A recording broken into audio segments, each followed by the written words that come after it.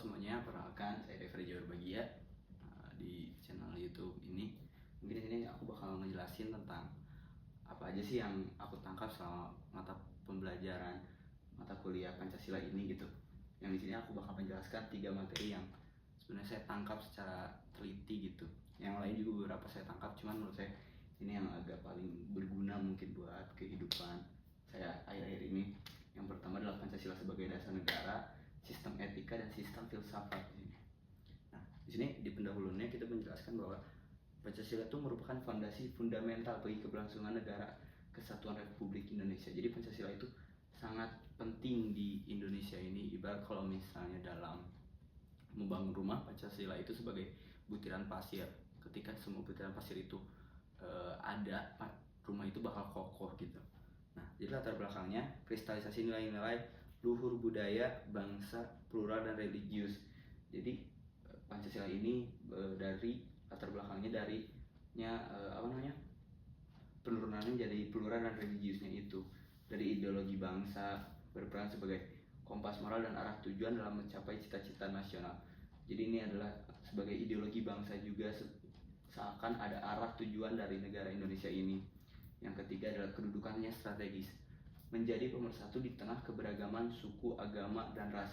Jadi Pancasila ini sangat berguna buat ke perbedaan-perbedaan, karena yang ada slogannya Bhinneka Tunggal Ika, terus bersatu kita teguh, bercerai kita runtuh. Jadi semua itu seakan-akan harus ada Pancasila sebagai penyeimbang di antara perbedaan-perbedaan itu.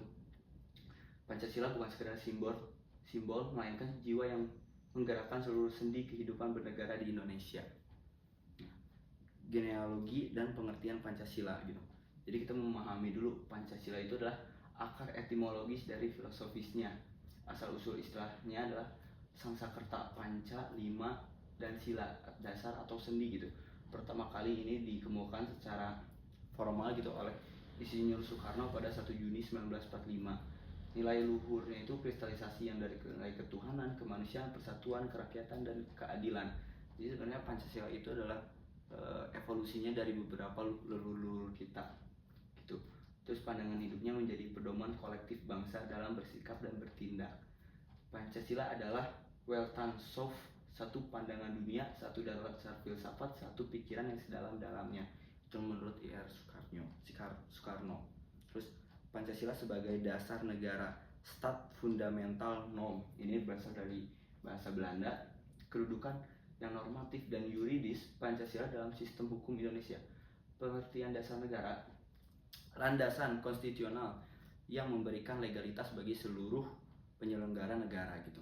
Kedudukan Pancasila dalam Undang-Undang Dasar 1945 termaktub secara formal dalam pembukaan Undang-Undang 1945 alinea ke-6. Sumber dari segala sumber hukum berdasarkan Undang-Undang Nomor 12 2011, Pancasila adalah rujukan tertinggi bagi seluruh peraturan perundang-undangan. Jadi ibaratnya ketika ada hukum yang berlaku, itu harus mengikuti atau melandasi dari Pancasila ini. Tidak boleh keluar dari Pancasila itu. Pancasila adalah Staat Fundamental Norm, norma dasar yang menjadi sumber bagi berlakunya norma-norma hukum di bawahnya. Fungsi Pancasila dalam penyelenggaraan negara, implementasi Pancasila dalam tata kelola pemerintahan Indonesia. Landasan penyelenggaraan menjadi dasar bagi lembaga eksekutif, legislatif, dan yudikatif dalam menjalankan wewenang. Jadi dalam trias politika yang ada terjadi di Indonesia ini, mereka tuh harus menjalankan sesuai dengan apa yang Pancasila itu tafsirkan. Nah, pedoman regulasinya, setiap kebijakan publik dan peraturan perundang-undangan harus mencerminkan nilai keadilan sosial. Itu juga ada di Pancasila. Perekat persatuan, menjamin perlindungan hak asasi manusia dalam bingkai negara kesatuan Republik Indonesia. Jadi Pancasila memastikan bahwa setiap regulasinya tidak hanya bersifat legal formal, tetapi juga memiliki legitimasi moral bagi rakyat. Nah, di sini kita bakal jelaskan materi yang kedua, Pancasila sebagai sistem etika. Pancasila sebagai sistem etika adalah cabang filsafat yang menjabarkan nilai-nilai untuk mengatur perilaku bangsa. Yang pertama, ketuhanan, moralitas, religius, dan ketaatan. 2. Kemanusiaan, penghargaan terhadap martabat manusia. 3. Persatuan, solidaritas, dan cinta tanah air. 4. Kerakyatan, musyawarah dan demokrasi. 5. Keadilan, kesejahteraan, dan kepedulian sosial. Jadi etika Pancasila menjadi dasar atau menjadi standar evaluasi terhadap tindakan individu maupun kolektif dalam kehidupan bernegara. Jadi sebenarnya kalau misalnya dalam kehidupan sehari-hari itu kita harus menerapkan sistem etika dari Pancasila ini, karena mungkin di dalam kehidupan sehari-hari kita juga harus melakukan apa yang Pancasila tafsirkan gitu. Kita mentafsirkan Pancasila itu seperti apa, tapi sebelumnya. Nah, etika dalam kehidupan berbangsa dan negara. Nah, manifestasi etika Pancasila dalam berbagai dimensi kehidupan publik dan privat. Etika politiknya kalau misalnya kita di bidang politik itu dalam pemerintahan, jadi mewujudkan pemerintahan yang bersih, transparan, akuntabel sesuai TAP MPR nomor 6 MPR 2001 gitu. Etika sosialnya mengedepankan sikap toleransi, gotong royong, dan menghargai kemajemukan bangsa. Etika hukumnya menjamin kepastian hukum yang berkeadilan dan tidak diskriminatif bagi seluruh rakyat. Jadi mungkin dalam etika hukumnya semua itu disamaratakan mungkin. Integritas moral adalah fondasi utama bagi setiap penyelenggara negara dalam menjalankan amanat rakyat. Nah, urgensi moralitas dalam kehidupan bernegara, hubungan integral antara etika, moral, dan penegakan hukum. Sinergi etika dan hukum. Hukum tanpa moralitas akan menjadi alat penindasan, moralitas tanpa hukum akan menjadi anarki. Jadi setiap tempat, setiap apapun di setiap wilayah itu harus memiliki hukumnya sendiri. Nah, moralitas pejabat, pentingnya integritas bagi penyelenggara negara untuk mencegah korupsi dan penyalahgunaan kekuasaan. Krisis moral, dampak negatif berupa ketidakadilan sistematik dan hilangnya kepercayaan publik terhadap institusi negara. Quid les sine moribus, apa arti hukum tanpa moralitas?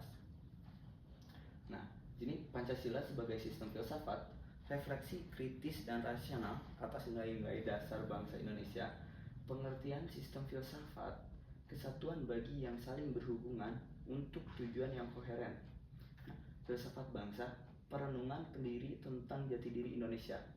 Nilai hierarkinya adalah nilai dasar bersifat tetap sila 1 dengan 5, nilai instrumental penjabaran dalam undang-undang, nilai praksis realisasi dalam sehari-hari. Jadi Pancasila sebagai filsafat adalah sistem pemikiran yang memberikan dasar rasional bagi tatanan kehidupan bernegara. Jadi Pancasila ini mungkin bisa ditafsirkan oleh beberapa orang juga berbeda-beda, karena tidak mungkin setiap apapun itu ditafsirkan oleh satu orang doang, tetapi sudah ada beberapa tafsirannya, seperti di nilai instrumentalnya penjabaran dalam undang-undang itu. Nah, dimensi filsafat Pancasila, analisis Pancasila melalui 3 pilar utama filsafat.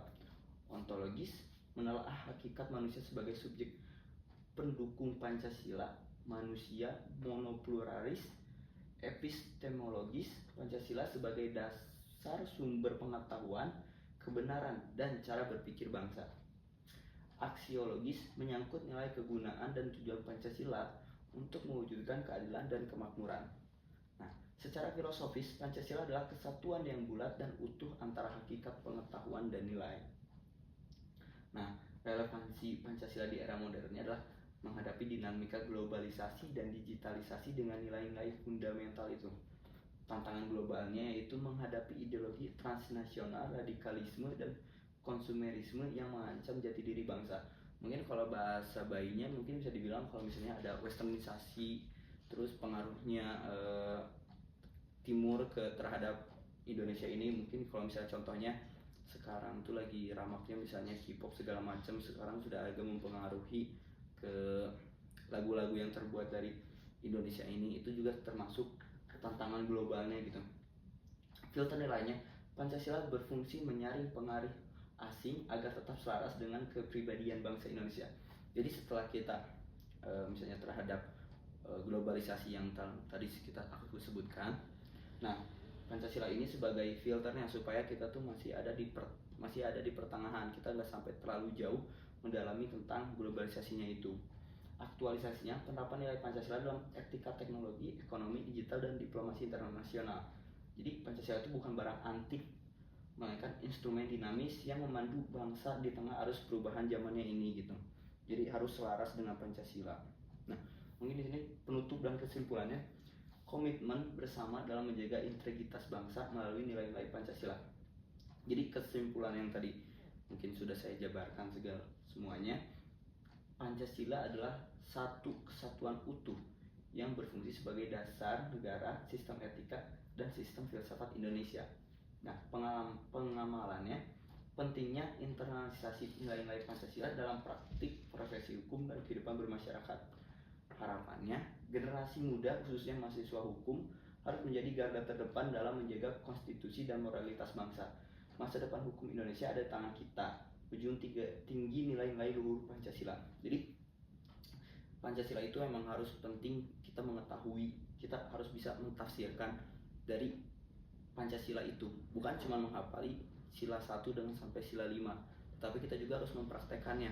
Apa yang dimaksud dengan sila 1, sila 2, sila 3, sila 4, sila 5. Nah, kita harus menghafali tentang nilai-nilai itu. Jadi seakan-akan kita tuh bisa menghargai apa yang leluhur kita Pancasila ini dibuat. Jadi seakan-akan bukan hanya kita menghafali lagi, balik lagi ke itu sih. Nah, mungkin dari sini sudah cukup saya simpulkan aja. Paling saya mohon maaf bila ada materi. Sama ini mungkin menurut Pak Subelo juga, Pancasila itu sebagai hikmat kebijaksanaan.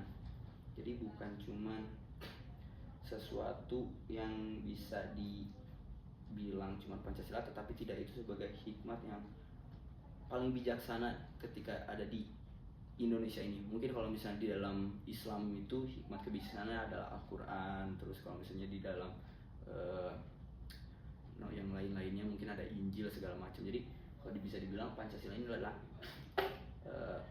tahap tertingginya dalam sesuatu negara itu. Apa yang negara itu ada, mereka tuh harus mempunyai hikmat kebijaksanaan ini. Nah, ini adalah Pancasila ini adalah sebagai suatu hikmat kebijaksanaannya dalam Indonesia ini gitu. Paling cukup sekian saja yang dia sampaikan. Mohon maaf juga apabila ada salah. Mungkin kita bisa berdiskusi lagi di kolom komen gitu kan. Sekarang ada di YouTube, jadi kita bisa berdiskusi lagi gimana, apakah ada yang tidak berpendapat segala macamnya. Terima kasih semuanya. Wassalamualaikum warahmatullahi wabarakatuh.